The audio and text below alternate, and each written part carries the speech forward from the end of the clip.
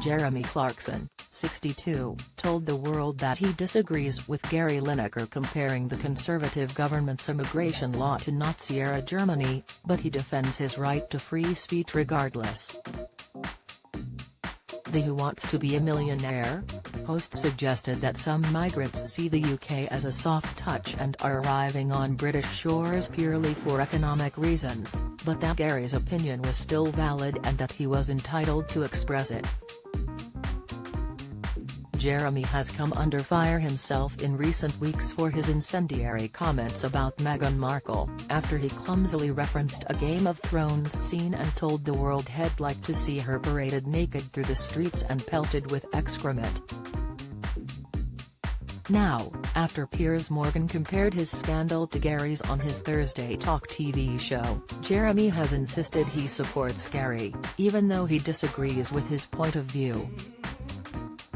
"I know the BBC gets its impartiality knickers in a twist every time he says something controversial, but he's a football pundit, not news journalist, Hugh Edwards," he defended.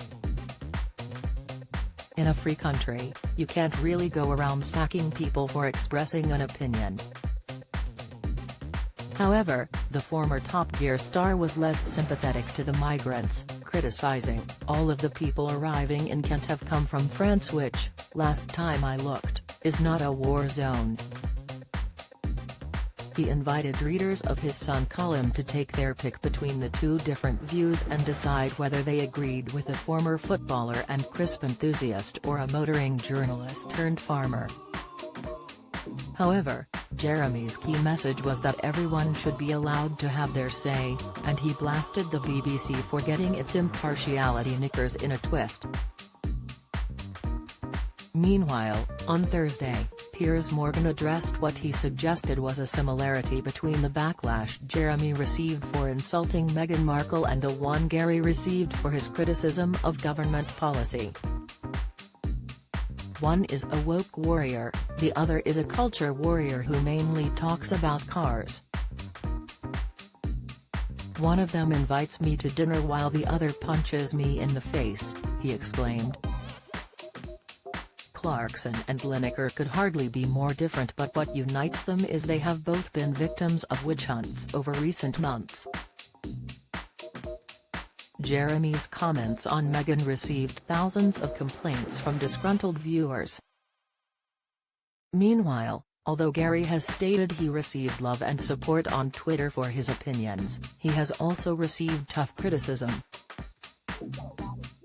Some argued that it was insensitive to compare the British Conservative government to a Nazi government, which went on to murder millions of Jews in the Holocaust, and that it trivialized mass genocide. It was announced on Friday that Gary would not be presenting Match of the Day this weekend as expected, following an apparent clash with bosses.